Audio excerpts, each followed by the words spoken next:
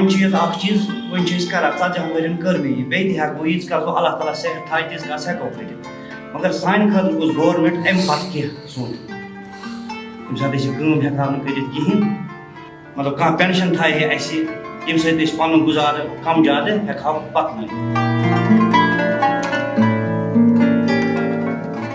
دنیا میں کئی فن ختم ہوئے اور کئی فنوں کو بلا دیا گیا مگر کئی ایسے بھی فن ہیں جن کو اس کے ساتھ وابستہ لوگوں نے ختم ہونے نہیں دیا. اس کی ایک مثال ضلع بڈگام کا گاؤں کانی ہامہ ہے. یہاں پہ بننے والے کانی شال کی دنیا بھر میں ایک الگ پہچان ہے. گاؤں کے لوگوں کی فن کی طرف وابستگی سے اب یہاں بننے والے کانی شال GI ٹیگڈ ہیں. اس شاندار شال کو مغل بادشاہوں، سکھ مہاراجاؤں اور برطانویوں نے بھی استعمال کیا ہے. کانی شال کو پشمینہ سے بنایا جاتا ہے. کانی شال بنانے میں لکڑی کی سوئیوں کا استعمال کیا جاتا ہے. اس شال کو بنانے کے لیے پہلے نقشہ تیار کیا جاتا ہے اور پھر اسی کے مطابق شال پہ کام ہوتا ہے. قریب 50 سال قبل یہاں کے ایک باشندے نے اس فن کو بحال کرنے کے لیے کام کیا. غلام محمد کانی ہمہ جو بڈگام کے بیروا سے جموں کشمیر لیجسلیٹو اسمبلی کے ایک رکن تھے، انہوں نے اس فن کو دوبارہ زندہ کرنے کے لیے ٹریننگ سینٹر کھولا. ٹریننگ سینٹر میں کچھ لوگوں کو کانی شال بنانے کی ٹریننگ فراہم کی اور اس طرح سے اس فن کو بحال کیا گیا. بیسیکلی میرے جو والد صاحب تھے ان کا نام غلام محمد تھا اور وہ کانمی صاحب کے نام سے جانے جاتے تھے. تو انہوں نے اس کانی شال کا ریوائول کیا ہے. تو انہوں نے ریوائول کا جو پروسیس ہے 1970 سے کیا ہے.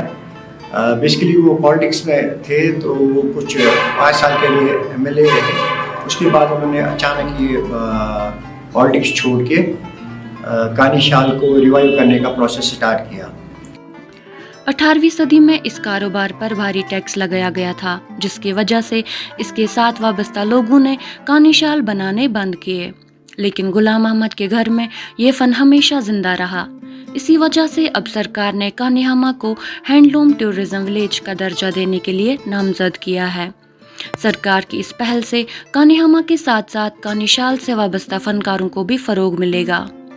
غلام محمد کانی صاحب تم کھلائے یہ ٹریننگ سینٹر تر مز تم ٹیچر پہ تمو بڑی ایز دس تمو ٹریننگ تو پتہ ہیچ میں 2 ورین تھی من تو پتہ کور میں ؤریس کھنڈس اور پتہ بلیئنر سوسائٹی کر تمو چالو پتہ کر تھی مز کر تتہ پہ ووت یہ بہ گوس اور یور کن جائے 3 ورین مز نہ پنسے گامس مز نہ یہ کن جائے تو تتہ پہ یہ کران کام.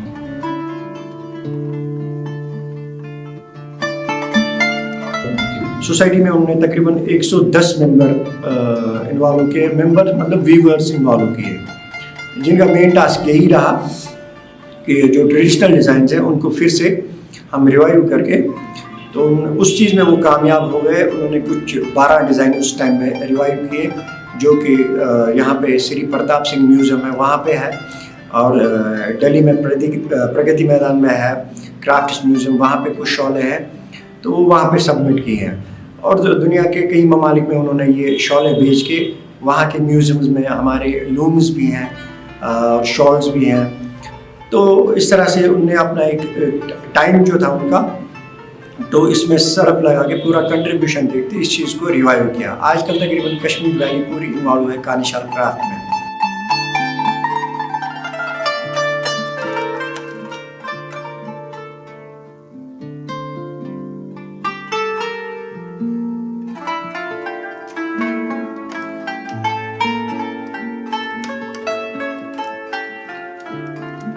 کانی ہامہ کے لوگوں کو اس حقیقت پہ فخر ہے کہ یہ فن نہ صرف ان کے گاؤں میں بحال ہوا ہے بلکہ یہ کشمیر کے دیگر حصوں میں بھی پھیل گیا ہے. کانی شال بنانے کا فن علاقے کے لوگوں کے لیے روزگار کا بڑا ذریعہ بن گیا ہے. کانی ہامہ کے علاوہ اس کے ہمسایہ دیہات کے لوگوں کا مطالبہ ہے کہ ان کو بھی ہینڈلوم ٹورسٹ ولیج سے فائدہ پہنچنا چاہیے.